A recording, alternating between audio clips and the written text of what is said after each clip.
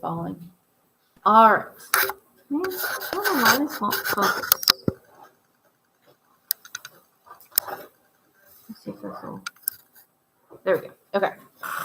So we are going to talk about free fall today. Like I said, this is going to seem kind of like it's a separate topic, but free fall is actually our situation where we have the most guaranteed constant or continuous acceleration.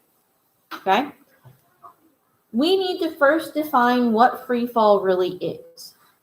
Okay, so any ideas of what free fall is? Yeah? No?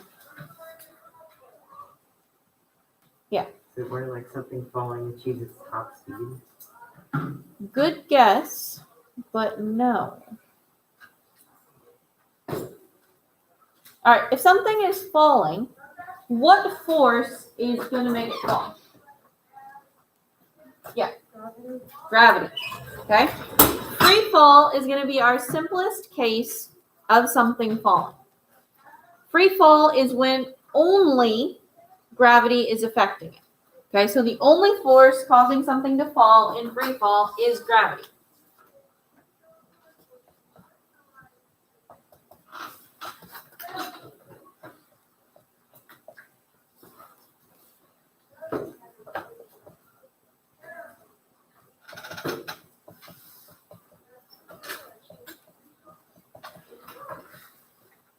Okay, so the only force acting on something in free fall is gravity.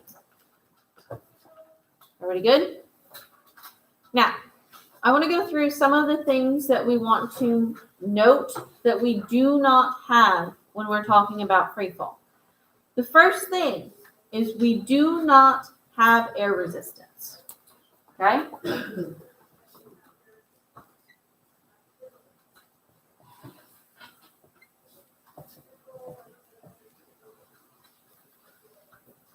Okay, so there is no air resistance when we are talking about something in free fall. Main reason why we ignore air resistance is because if something is falling at even reasonable speeds, so something like this bouncy ball, if I let it go,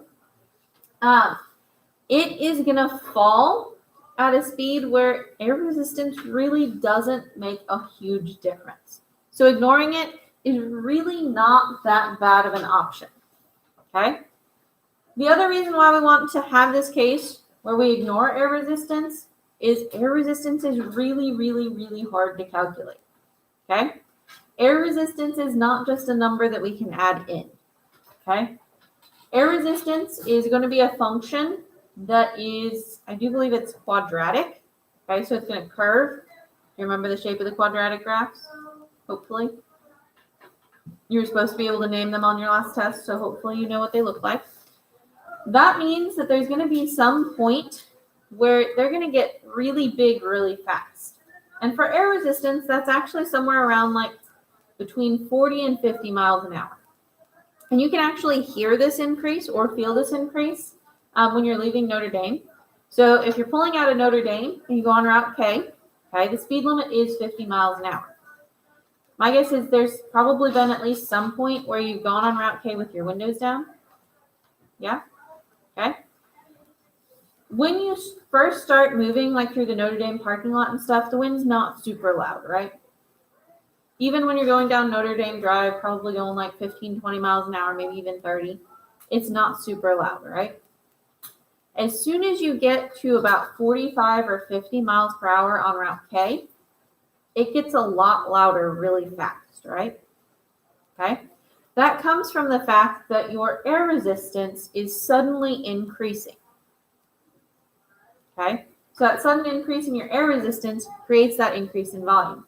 If you put your hand out the window, I'm sure you guys have done the thing where you go like this in the wind, right? If you do that, you will notice that the air pushes a lot more on your hand when you get up to about 45 or 50 miles an hour. Okay? So we can actually feel that increase in air resistance. Most of the time, when we are talking about something, like I said before, the bouncy ball or something that's just falling, most of the time, we're not going to be anywhere near that speed of 50 miles per hour. And so it's not that bad of an approximation to completely ignore air resistance. Good? Yeah? So that's partially why we do this. Also, thinking about free fall or just the influence of gravity by itself without air resistance can teach us a lot about gravity a lot easier than if we had air resistance. Because air resistance kind of covers up some of the intricacies of gravity. Good? All right. When we have no air resistance, this also means that we will never reach something called a terminal velocity. Okay?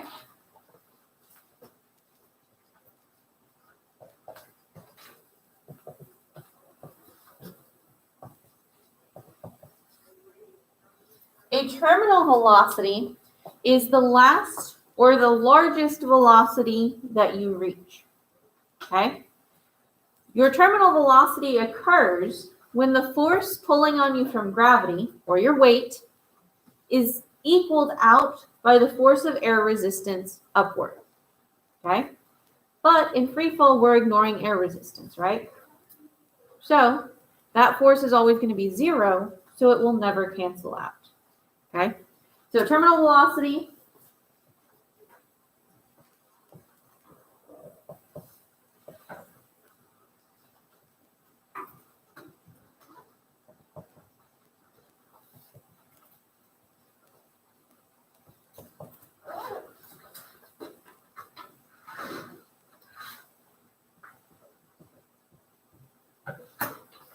Okay, so your force of gravity is equal to your air resistance. This will never happen. We won't ever have a terminal velocity. So anything in free fall will continue to speed up the entire time it is falling. Good? Okay. Now, I do want to talk about some of the important things about free fall. Okay? Like I said before, it is going to be our case where we have the most consistent acceleration of any situation we can really talk about. Okay? If you apply your brakes in a car, you can apply your brakes harder or lighter, right? Yeah? And so as you apply your brakes, you're probably applying a different force over time. So you really don't have a constant acceleration there. There's a whole lot of other situations like that. Friction is actually a fairly good constant force, but still it's not 100% perfect because your surfaces are not going to be completely the same the whole time. So you might have one section that has more friction, one section that has less friction, right? So as something slides across the surface, you're still not going to get 100% constant acceleration. Right?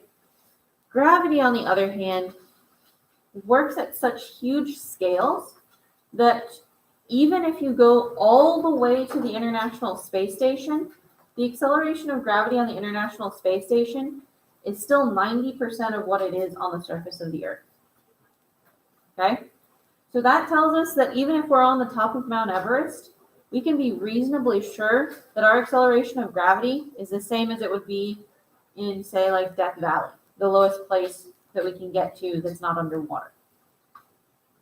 Okay? So, our acceleration of gravity is one of the most constant accelerations that we can have really anywhere. So, this is a great, I guess, example or thing to use when we're talking about the situation of constant acceleration because it is our most realistic. Cool? All right, so we will have a constant acceleration.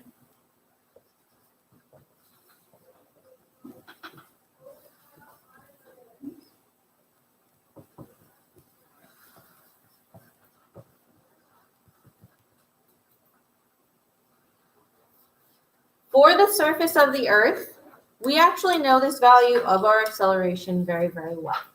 Okay? Really anywhere on the surface of the Earth, we can use